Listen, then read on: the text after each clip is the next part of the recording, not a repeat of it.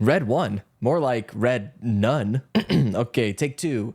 Red one, more like red dumb. Yeah, it's not a good movie. Let's talk about it. What's up, my dude? Your friendly neighborhood Tony here, and as I do with all my movie reviews, I'm gonna give you a little bit of information about Red One, who made it, what it's about, all that good stuff. Then I'll go into the things I did and did not like about the movie, the pros and cons. And finally, I'll let you know who I think it's for, if anyone. If that kind of thing sounds cool to you and you want to keep up to speed on all the new big movies coming out, make sure you subscribe. In Red One, after Santa Claus is kidnapped, the North Pole's head of security has to team up with the world's most infamous bounty hunter in a globe-trotting, action-packed mission to save Christmas. So Red One is a Christmas action adventure fantasy comedy movie. It's written by Chris Morgan, who wrote a bunch of the Fast and the Furious movies, basically all of them since Tokyo Drift. And it's directed by Jake Kasden, who is Lawrence Kasdan's son, and he's directed most recently the two Jumanji movies. Red One is rated PG-13 and comes in at just over 2 hours long. The movie has a pretty killer cast. Of course, there's The Rock, who plays the head of security for Santa. Santa, of course, is played by J.K. Simmons, who is an absolutely legendary actor. And then you have Chris Evans, who is playing the kind of bounty hunter tracker character that The Rock teams up with. Oh, and also Lucy Liu's in the movie, which is pretty cool. So a star-studded cast, but what were my expectations going into the movie? Well, first up, I'll say I didn't grow up celebrating Christmas, so I missed out on a lot of those movies back in the day. Although I do have a few classic Christmas movies that I really enjoy and that I've liked pretty much my whole life. I also feel like Jake Kasdan, the director, he's not bad. I mean, the two Jumanji movies were pretty fun, so I definitely want to give him the benefit of the doubt going into this one. I do feel like The Rock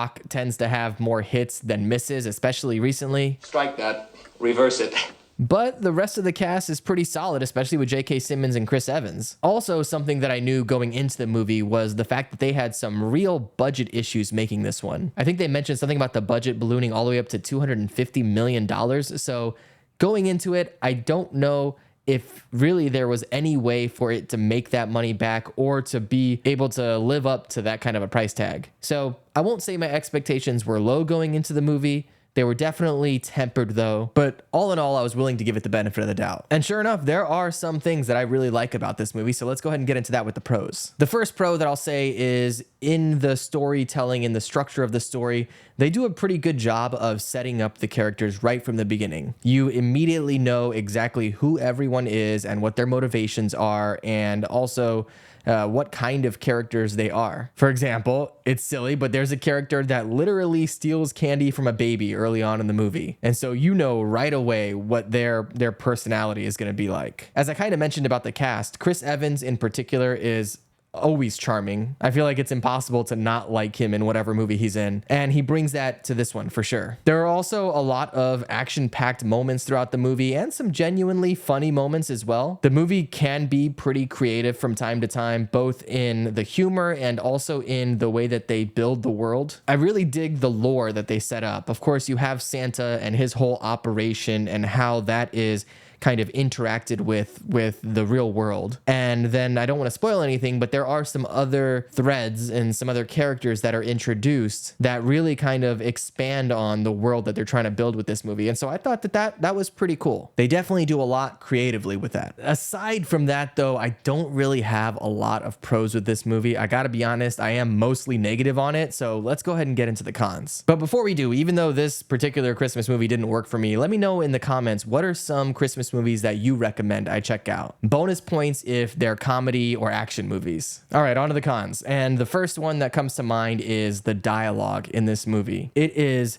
so generic and cheesy. You know, the movie, of course, is a Christmas movie and it has that typical be a good person story to it. And that's fine. That's, you know, a lot of Christmas movies are about that. But just the way that they deliver it throughout the movie felt so clunky and uninspired. And it really does feel like this was supposed to be a kid's movie, and yet for some reason they gave it a PG-13 rating. And I'm not saying that the people that rated the movie rated it incorrectly, but rather, why did they feel the need to make this a PG-13 movie? You know, the reasons why it's PG-13 are because there's a number of times where they use certain language. There's also, you know, some fantasy violence, but even that's not too crazy. And then there's a scene with a bunch of, you know, ladies walking around in kind of scantily clad bikinis. And really, a lot of that stuff didn't have to be in the movie. It felt like they just included it for no reason. So I just don't understand why they decided in the creative process to shoot for a PG-13 rating when this movie is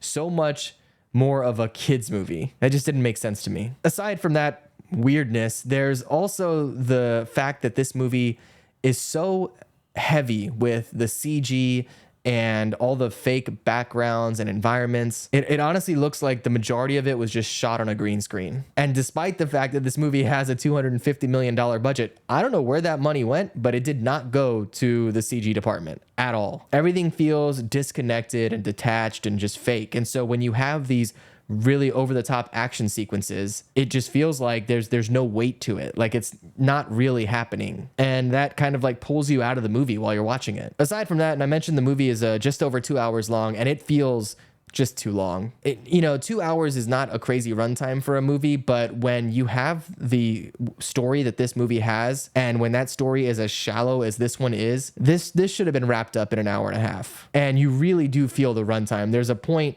as we're getting into the third act where it just feels like the movie is dragging on. Red One to me feels like The Rock's attempt at a Jingle All the Way. That plus a couple other movies blended into the mix, except everything that this movie attempts to do, it does worse than the movies that it attempts to copy. So who do I think Red One is for? That's a tough one. I think that if you are a diehard fan of The Rock, and if you just enjoy everything he does, no matter what, then sure, I guess go check out Red One. For me, I would say absolutely do not waste your time and money and energy to go see this in theaters.